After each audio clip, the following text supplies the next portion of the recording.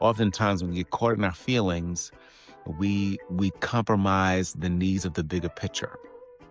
And when you're serving something bigger than yourself, you realize that the asks made by other people to make some changes that initially may not work or work for you serves the whole picture because they have access to information and details that you don't necessarily have. When you know your lane in that experience to helping serve a bigger goal or a bigger vision, then you recognize it's better for you not to allow your emotions to take over and for you to be in your feelings for an extended amount of time. Hi, everybody. Welcome to Monday. Listen, I hope that your weekend was phenomenal, that you had a great time, that you felt invigorated or experienced some rest. I want to encourage you as you start this new week, not to allow the residue of last week to dominate your mind, your will, and your emotions. You have a lot to offer and a lot um, to give, and your energy is best utilized not hovering over last week's angst, frustration, or problems, but really taking on this week with a new perspective. Last week, myself on Friday, I had a conversation with a colleague after I'd made a critical team decision. And the colleague who I was working with to support this bigger project asked me to make a change. And I was a little annoyed at first because I take great care in paying attention to the needs of what a team might have based on an individual skill set. And so my initial feeling was to get offended.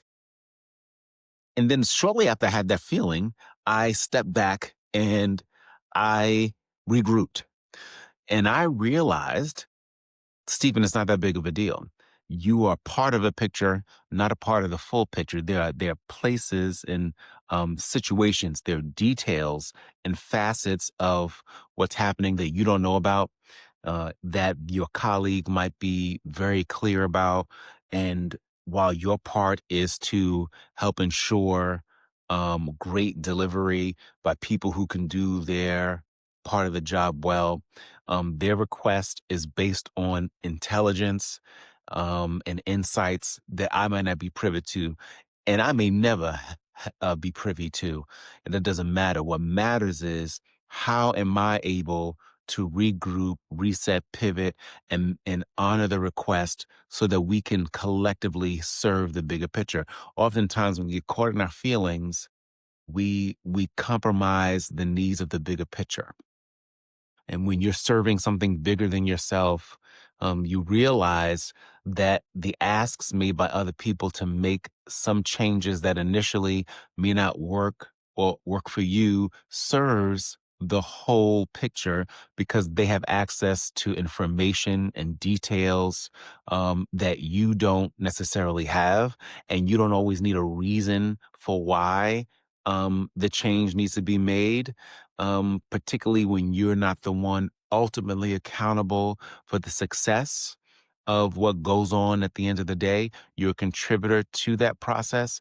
And so when you know your lane in that experience to helping serve a bigger goal or a bigger vision, then you recognize it's better for you not to allow your emotions to take over and for you to be in your feelings for an extended amount of time. Yes, you're human. You're going to experience something. You're going to experience a little bit of angst because you committed yourself to it, to doing what you do well.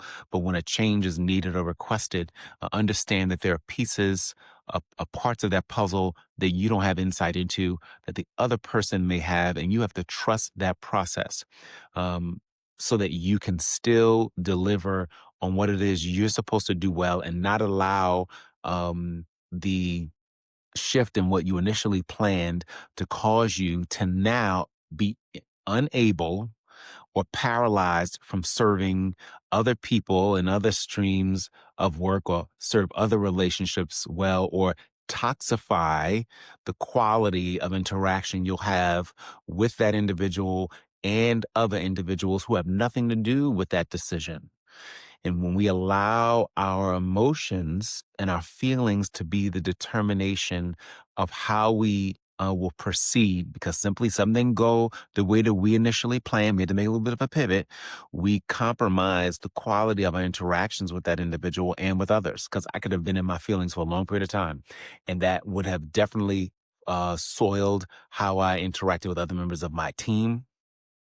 It could have definitely impacted and negatively impacted my communication and interaction with my wife that evening, as well as my engagement with my son. There's a ripple effect um, that takes place when we allow ourselves to be mastered by our emotions, by a decision that ultimately the final outcome doesn't lay in our hands, but we're just called to be a high quality contributing member to get it done. So always remember the bigger vision. Take into account the bigger picture. And sometimes your feelings will get disrupted. And yes, it will. And yes, there will be times when a change needs to be made and you won't have all the answers to it. But you have to, as they say, trust the process. At least trust your part of the process. Nobody questioned your quality. Nobody questioned your integrity. Nobody questioned how good or great you are. All they did was make an ask based on information that they had. And so if you never get access to that information, let your integrity and the quality of what you do be good enough to ensure you that you can maintain a positive attitude, make the pivot and support. And that's exactly what I did.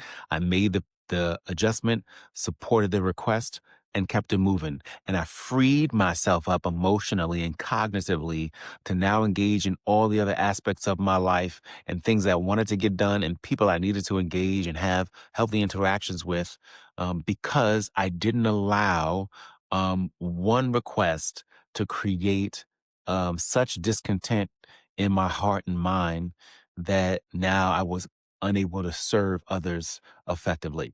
So don't allow last week's residue to take the position that it wants to have in this week. This is a new day. You have new opportunities. And so move forward, not with the baggage of Friday or Thursday or Wednesday or Tuesday or Monday.